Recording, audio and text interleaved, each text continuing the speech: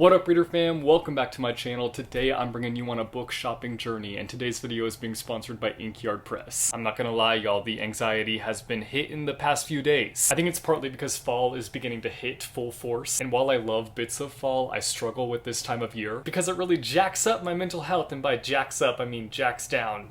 My mental health goes downhill, essentially. Specifically when daylight savings hits. It's just a season that I struggle with in general, so I think I'm getting just kind of like the nervous jitters because of it. I'm not looking forward to falling into a bad mental place, and I hope that I don't, but today I'm taking care of myself to help prevent me from falling into a bad mental place. I'm basically planning to read my book all day and go book shopping, so of course I've got to bring you guys with me. Hopefully these two things will help me stay in a good mood. The book that I'm currently reading is The Keeper of Night. I whip my bookmark back and forth. I whip my bookmark back and forth. That doesn't flow very well. Also, look at my bookmark, guys. It's Big Hero 6, because I'm a child. At least I own it. This book came out this past Tuesday, and I'm already 97 pages into it. Specifically, I'm on chapter 6, and let me tell you, it is reigniting my love for fantasy, specifically young adult fantasy. Is it gonna be sad boy reading fantasy autumn? It definitely feels like it's heading in that direction, folks. This book follows our main character Rin, who is half British, half Japanese, and half Reaper, half Shinigami. The second I heard that bit, I was just like, gimme, gimme. Get in my hands, let my eyeballs take you in, and have my mind absorb you. That was such a long-winded way of just saying, let me read you, book. Rin has been collecting souls on the streets of London for centuries, but the thing is, the Reapers in her area have never fully accepted her for who she is because of the fact that she is half Shinigami, half Reaper. She ends up being driven out of London and lands in Japan, where she hopes to find a more accepting group of Reapers. She begins to work for the goddess of death, but in order to prove herself, she must take on the task of eliminating 3 yokai demons. I'm obviously loving the fact that it's taking place in Japan, and it's taking place in the 1800s, and I'm loving seeing this kind of different side of Japan. Obviously, it's a very fantastical side of it, because we've got that Reaper and Shinigami element within it. I've always loved the idea of a fantasy taking place in Japan just because I feel like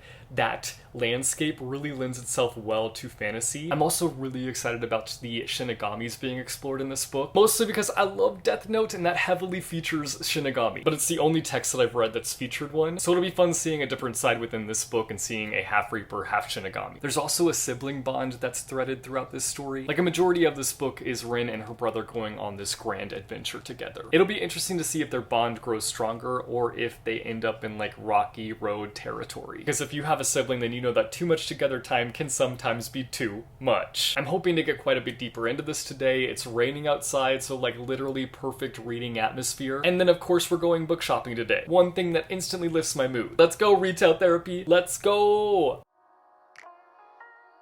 First up, self-care. Taking care of myself one boba and one book at a time. Reading, reading, reading, boba, boba, boba, sip, sip.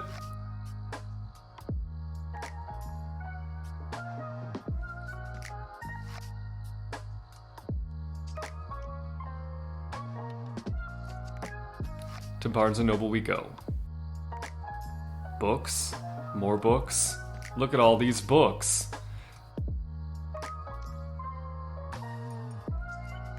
A book I got recently. A book I had no idea even came out. A book I want to read soon. The book of all books. A book I've never even heard of before. Feeling awkward filming, so let's go into a section I'm not used to. Common Spiders of North America. This should be in the thriller section.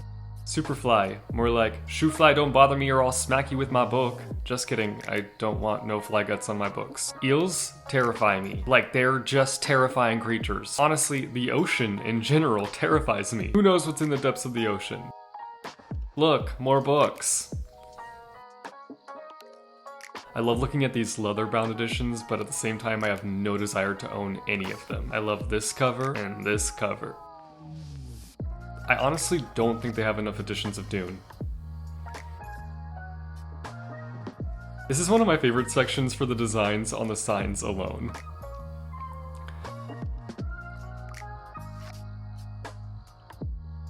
I'm always too afraid to commit to these blind dates with the books because I feel like I'll end up with a book I've already read.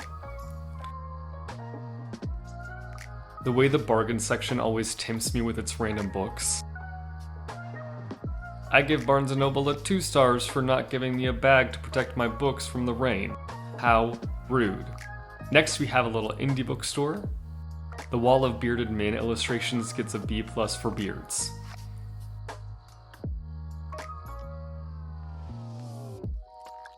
This cat literally followed me all around the store. I swear at some point it was trying to trip me.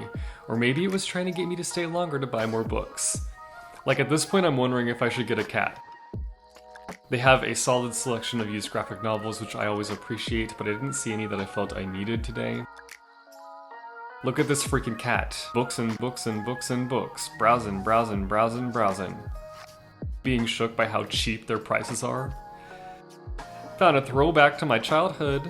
There's something so warm and cozy about this indie. I could have stayed for a few hours and it would have felt like time was standing still. I found a book title that I strongly relate to. Hello, Night Owl. It me. Though mostly I'm a night owl because of my anxiety. At first I was like, oh, a book about me. And then I was like, yikes, just kidding. This book did not age well. I found one of the first books I ever read when joining BookTube. I can't believe it'll be 10 years here next year. 10 years on this channel. Wild. Next up, this store has mostly used books, but they have a variety of new books too.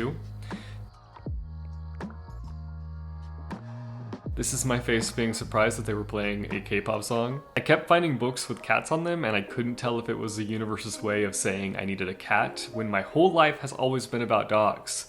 The cat crisis of 2021. Is this not a dream? Even though a lot of the aisles were not of interest, I still found myself walking through each of them because being surrounded by books just feels like the embrace of a warm hug.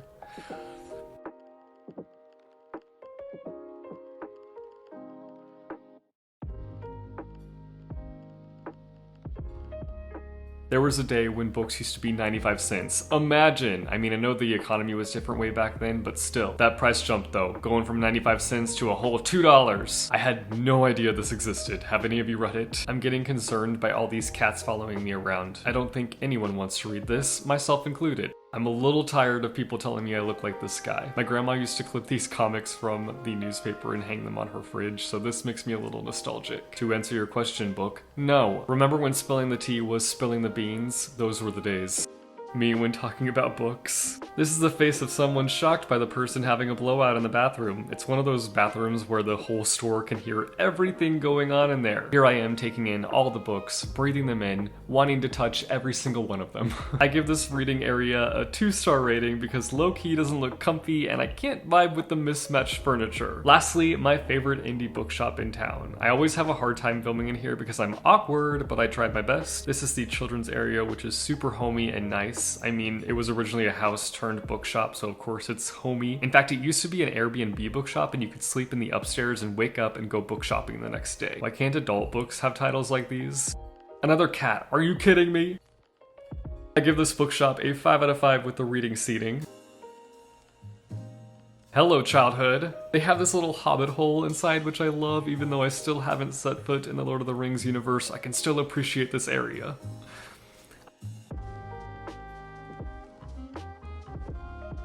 I have a new goal, and that is to visit every independent bookshop on this Midwest indie bookstore roadmap. More A+ reading seating. Found another little hobbit hole. This fantasy dedicated room is one of my favorites. I just feel like they do a great job of curating their books here.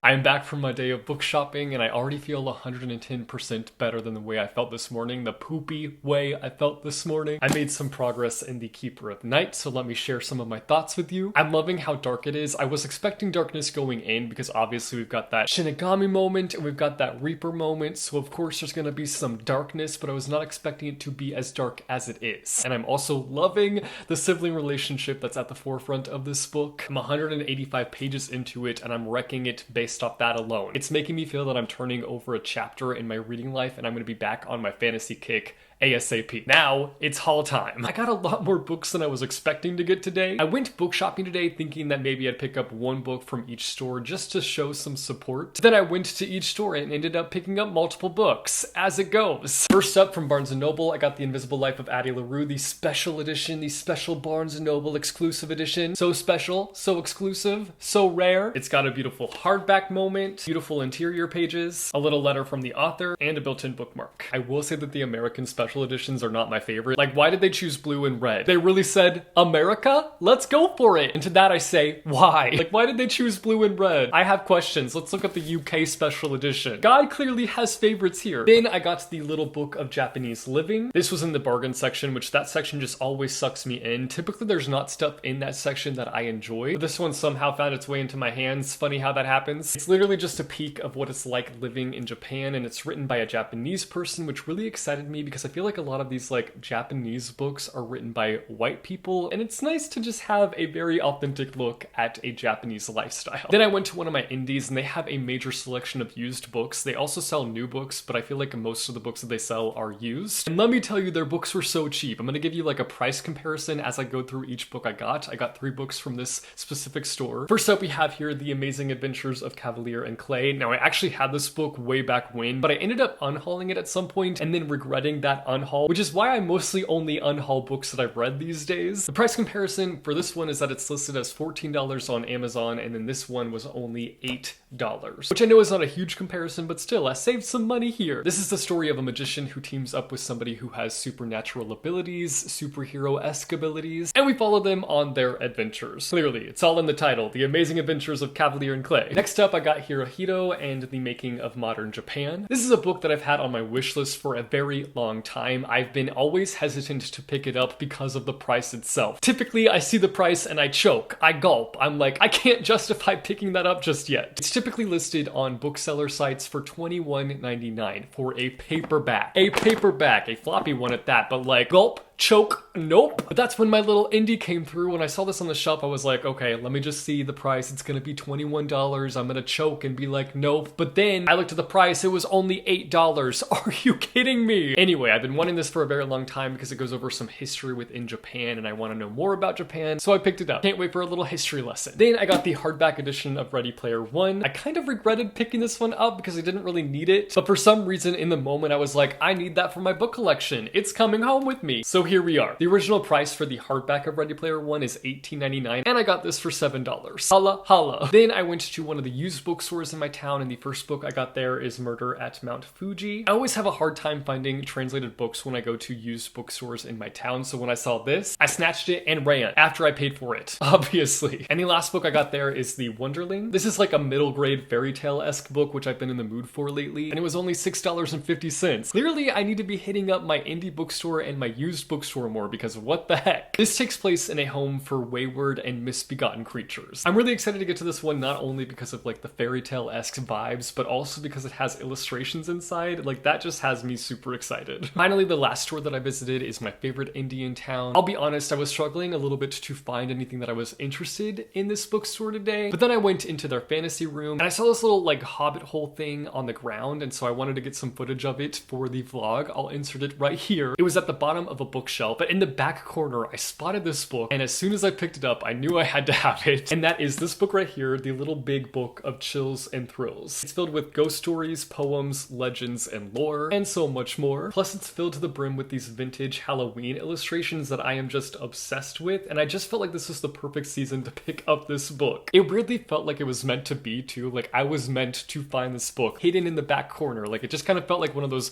magical book moments, you know? And then the last thing that I got there is not a book at all, but a bookish puzzle. I think I've mentioned this before on this channel that I have a bit of a bookish puzzle collection going, because clearly I can't just enjoy books. I have to make everything in my life bookish. Judge me all you want, but I love this bookish life of mine. Alright guys, that's it for this book shopping vlog. I hope that you enjoyed it. I had a lot of fun today. I bought a lot more books than I expected myself to buy, but that's alright. I will say though, 10 out of 10 would recommend just taking a day off, reading a book all day, bookshop hopping, and buying books. I highly recommend it. You guys should let me know down below in the comments what you're currently reading, because I'm very curious. I'm personally, again, reading The Keeper of Night, and I'm looking forward to finishing this one off. Though I will admit, I'm going to be sad when it's over. If you like this video, be sure to go and hit that like button. If you want to see more bookish content from me, be sure to go and hit subscribe or go and hit that bell icon, and you'll be notified every time I post new videos. As always, thank you guys so much for watching. I hope your day is bright, that tomorrow is brighter. Keep reading what your heart desires, and I will see you soon with a new video. Bye.